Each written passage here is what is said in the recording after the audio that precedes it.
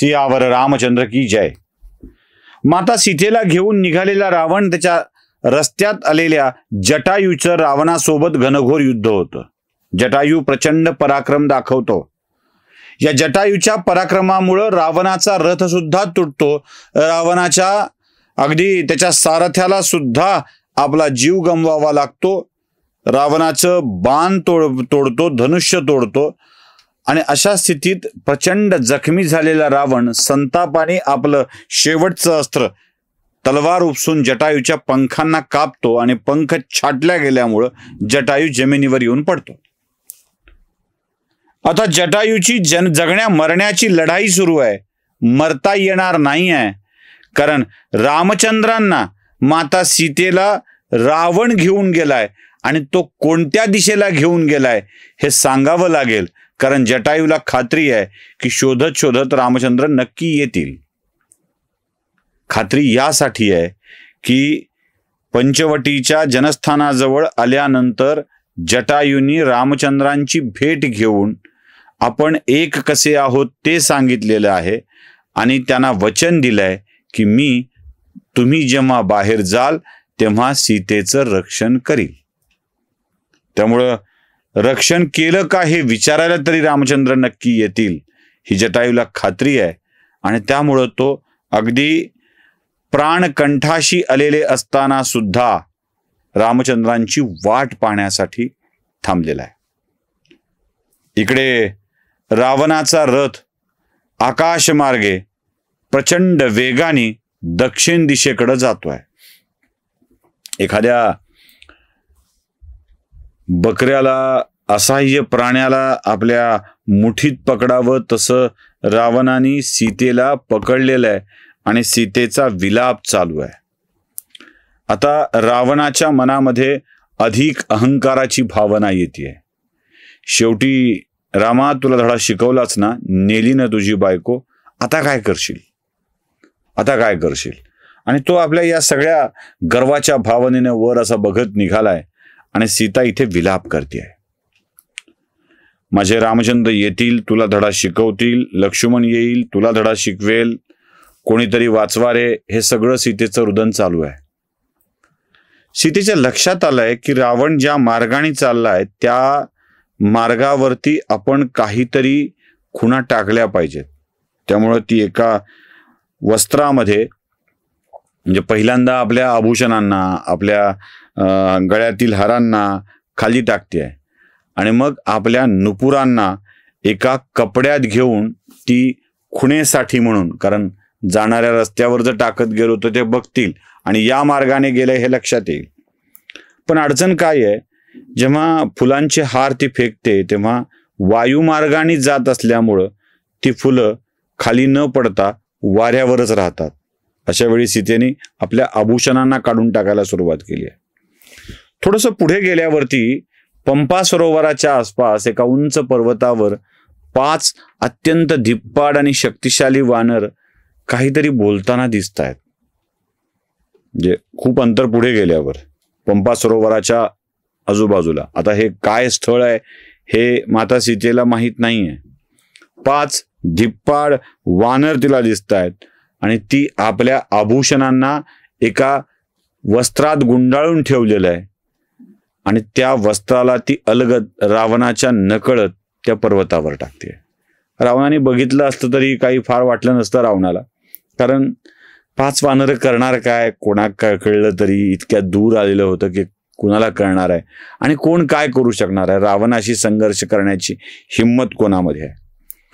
वरून विमान जात असताना एक स्त्रीचा विलाप सुरू आहे आणि कोणीतरी एक दुष्ट एका स्त्रीला पळवून नेतो आहे हे त्या 5 वानरांनी बघितलंय खाली बसलेल्या। ते काहीच करू शकत नव्हते, कारण विमानाचा वेग एवढा प्रचंड आहे की त्यात काय करता येईल। पण त्या स्त्रीनं काहीतरी खाली टाकलंय हे त्यांनी बघितलं आणि ते कुठं पडलंय हे सुद्धा त्यांना दिसलंय। ते जातात, ती पोटली घेऊन येतात आणि त्यात बघतात की त्या स्त्रीचे आभूषण आहेत। त्यांच्या लक्षात येतं की कुठल्या तरी असहाय्य स्त्रीने ही आभूषणं खाली टाकून आपण इथून कोणीतरी घेऊन गेलंय हे कळावं यासाठी टाकलेलं आहे। तेव्हा जेव्हा कोणी त्या स्त्रीचं नातलं कोणी शोधत शोधत येईल तेव्हा आपण त्याला ती दाखवू आणि कुठल्या दिशेनं गेलं हे सांगू. ते बघतात की ते विमान दक्षिणेकडं अधिक वेगाने जात आहे. आता पंपा सरोवराचं स्थळ, दक्षिणेकडचा प्रवास, तोही जनस्थान म्हणजे नाशिक, हा प्रवास आताच्या कर्नाटकातील किष्किंधा, ज्या हम्पीच्या जवळ आहे, त्या शहराच्या दिशेने आहे. कारण पंपा सरोवरही त्याच परिसरामध्ये आहे. आणि तिथून तो प्रवास अजून दक्षिणेकडे म्हणजे रामेश्वरच्या आसपास होतोय, जिथून तो श्रीलंकेकडे जाणार आहे.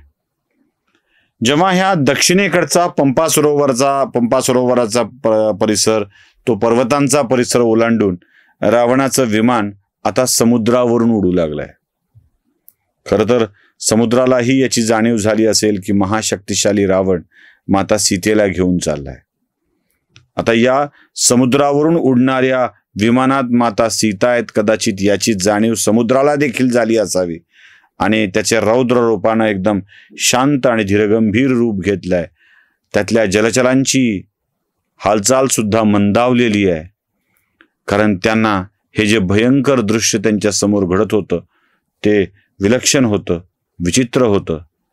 खरं तर अनेकांच्या मनामध्ये या दृश्यामुळं भय सुद्धा निर्माण झालाय आणि आनंद सुद्धा निर्माण झालाय.